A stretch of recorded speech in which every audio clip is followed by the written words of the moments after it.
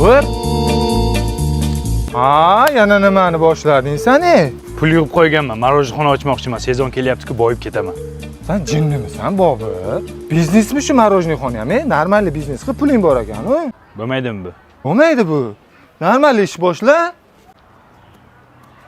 Menga mana marojniy arzon bo'lib ketdikalarim, kelinglar. Ha, makaron-kallar. Bu meni ideyam-ku.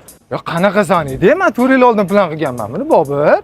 Sen menga bu bo'lmaydi deganding-ku. Mana bo'lyapti-ku. Hali shunaqami?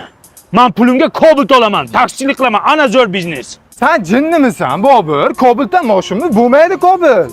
Bo'lmaydimi? Bo'lmaydi.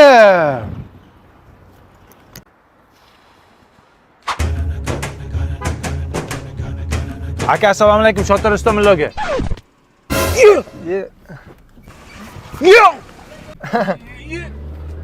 Jimbosh!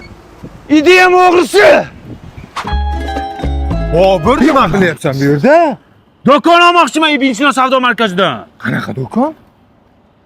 Xullas, men manshatdan do'kon sotib olmoqchiman. Bu yerda ham oziq-ovqat, ham kiyim-kechak, ham qurilish mollari sotsang bo'ladi. Bundan tashqari 37% skidkada do'kon xarid qilsang bo'ladi. Muddatli to'lovga ham berishadi. Bo'lmaydi, Bobur.